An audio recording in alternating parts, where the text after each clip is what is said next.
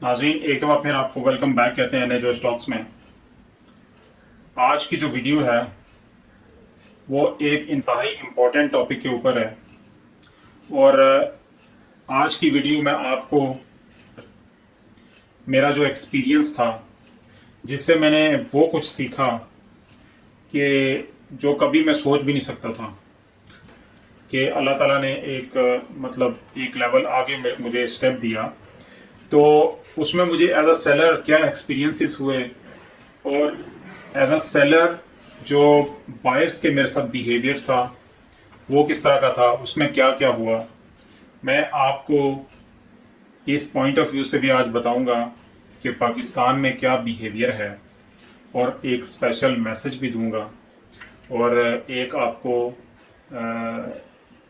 जो मेरे साथ एक किस्सा पेश आया, एक इंसिडेंट हुआ, वो मैं आपको सुनाऊंगा भी।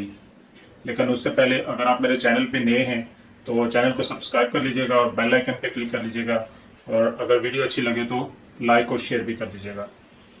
तो चलें नाज़रीन, स्टार्ट करते हैं।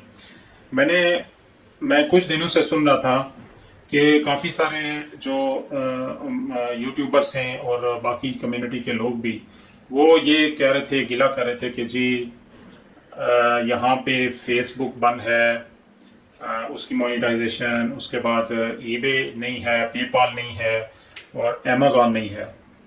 तो मैंने इसके ऊपर गौर किया और इससे मैंने अंदाज़ा लगाया कि क्या हमारी गवर्नमेंट इसकी जिम्मेदार है, या कि कुछ हमारी अपनी भी ऐसी करनियां हैं कि जिस जो जो जो हमें जिसकी वजह से हम इन चीज़ों से महरूम हैं। क्योंकि बाकी सारी कंट्रीज़ के अंदर ये चीज़ें ऑलमोस्ट काफ़ी सारी कंट्रीज़ के अंदर अलाउड हैं और वहाँ पे ये चीज़ें चल रही हैं और लोग इससे फ़ायदा उठा रहे हैं। इकोनॉमी इससे बढ़ रही है, लोगों को भी फ़ायदा हो रहा है, गवर्नमेंट को भी फ़ायदा हो रहा है, कंट्री को भी फ़ायदा हो रहा है, सारी चीज़ें तो फ़ायदा हो रहा है सबको। लेकिन एक यहाँ पे है कि ये चीज़, जो चीज़ आती है और वो थोड़े अरसे में बंद हो जाती है। क्या कभी हमने एज अ कौम इसके ऊपर गौर किया है? जो अगर मैं सोच अपने पॉइंट ऑफ व्यू से सोचूं तो नहीं, हमने कभी गौर नहीं किया इसके ऊपर। मैंने तो ये चीज़ एक्सपीरियंस की, मुझे तो इसका ज़रा ज़रा पता है कि यार क्या चीज़ कमी है, क्यों ऐसे हो रहा है, कैसे हो रहा है। अब बात यह है कि जहाँ पे ईबे और अमेज़ॉन की बात करें, अगर फॉर एग्जांपल मैं एक छोटी सी एग्जांपल देता हूँ। आपके घर में कोई मेहमान जाता है, आपने कुक रखा हुआ है, लेट से आपके दोस्त जाते हैं आपके घर में, तो आपने कुक रखा हुआ है और उस कुक ने जो है वो खाना अच्छा नहीं बनाया, और आपके दोस्तों को जब आपने दिया खाना तो आपको खुद ही अच्छा नहीं लगा। दोस्तों ने तो चलो जो भी कहा या नहीं कहा, लेकिन खाना आपकी बेइज्जती हुई है। तो आपका खाना नहीं अच्छा बना हुआ था और आपके कुक ने गड़बड़ किया है। क्या नेक्स्ट टाइम आपके दोस्त अगर दोबारा से आएंगे, आप उस कुक से कुछ कहेंगे कि खाना इस दफ़ा ठीक बनाना है, या या कि उसे खाना ही नहीं बनवाएंगे? तो मुझे तो ये लगता है कि अगर आप उसे कहेंगे कि आप खाना इस दफ़ा सही बनाना, और अगर उस वक्त भी वो ख़राब करेगा खाना, और दूसरी दफ़ा भी आपके दोस्तों को खाना ख़राब किया, तो आपकी बेइज्जती हो रही है फिर भी। तो क्या है कि आप अपने आप को एज अ ब्रांड समझते हो, हर आदमी अपने नाम में एक ब्रांड होता है। तो आप फिर दोबारा ये रिस्क नहीं लोगे कि यार आप उस कुक से आप खाना बनवाओ और अपने दोस्तों को खिलवाओ। या तो आप दोस्तों को बुलाना ही छोड़ दोगे, या फिर आप कुक को निकाल दोगे और चेंज कर दोगे। तो इसी तरह ही ये जो साइट्स हैं ऑनलाइन सेलिंग की, ये भी इसी तरह ही होती हैं कि इनकी तरफ से जब आप कस्टमर्स को सर्विसेज देते हो तो वो इसी तरह ही होता है कि आप लेट से ईबे या अमेज़ॉन के ऊपर आप बेच रहे हो, लेट से मैं बेच रहा हूँ, तो मैं रिप्रेजेंट कर रहा हूँ ईबे और अमेज़ॉन को। कस्टमर को चीज़ अच्छी नहीं मिलेगी, डिले से मिलेगी, या जो आप पिक्चर में बता रहे हो कुछ चीज़ डिफरेंट मिलेगी, या चीज़ वही होगी, आपने पिक्चर ख़राब ली होगी, उसके शेड्स अच्छे नहीं किए होंगे, तो कस्टमर कुछ डिफरेंट समझ के डिफरेंट ऑर्डर कर रहा होगा। तो अगर कस्टमर को प्रॉब्लम होगी तो इसका मतलब है कि कस्टमर ये समझेगा कि उसका जो ट्रस्ट लेवल है वो उस वेबसाइट से उठता जाएगा कि यार ये लोग, इन लोगों की तो कोई सर्विस ही अच्छी नहीं है, तो वो बदनाम हो जाएगी साइट। मैं तो गया ही गया, लेकिन साइट भी बदनाम होना शुरू हो जाएगी। अब इसमें कुछ अगर जहाँ पे ये होता है कि ज़्यादातर लोग इस तरह से करते हैं, इस तरह की हरकतें करते हैं, जिनको पता नहीं होता सेल करना शुरू कर देते हैं, और कुछ टाइम के बाद वेबसाइट को भी जो वेबसाइट का एक नाम बना होता है उसको भी ख़राब करते हैं, और ख़ुद भी जलीलो ख्वार होके तो वापस बैठ जाते हैं।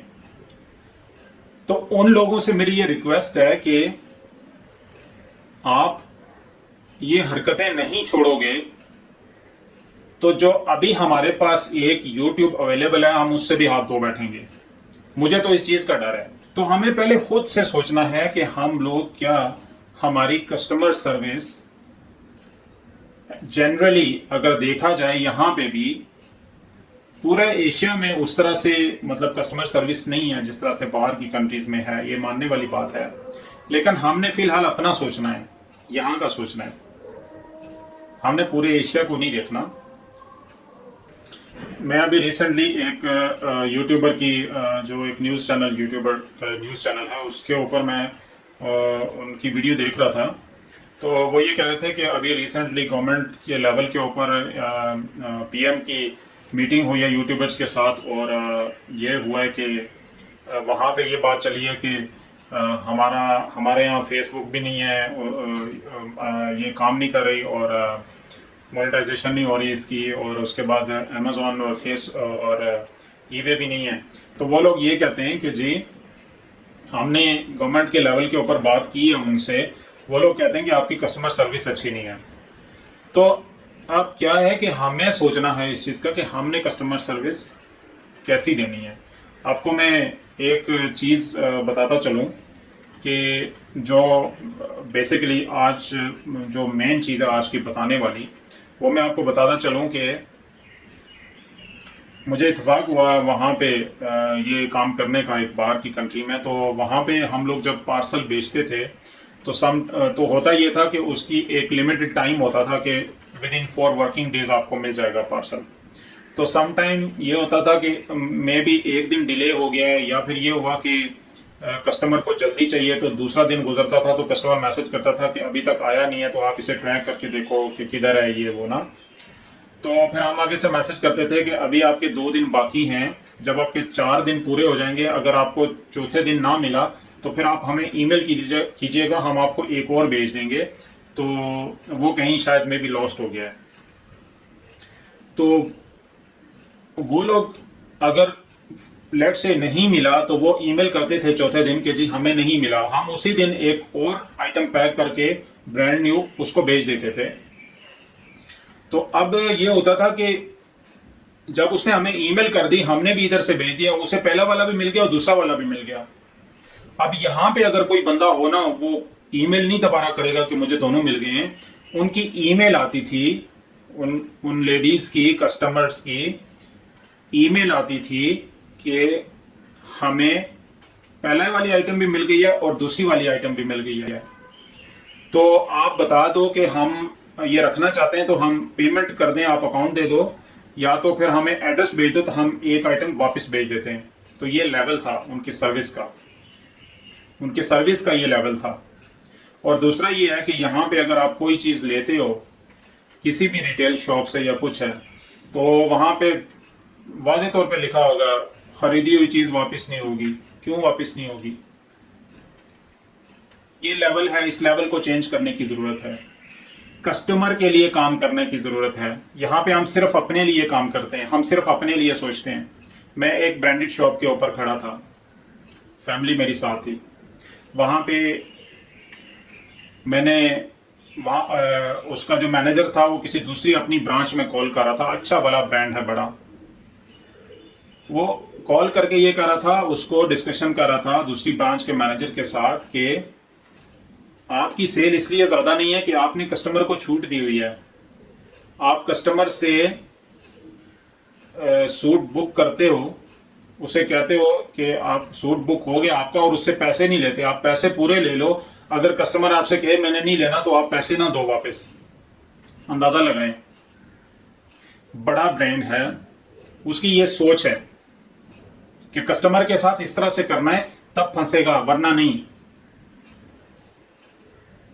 और वहीं मेरा इतना वहां पे मुझे अफसोस हुआ किस तरह से हम लोग सिर्फ अपना देखते हैं, हम कस्टमर का सोचते नहीं है कभी। तो ये चीजें हमें चेंज करने की जरूरत है।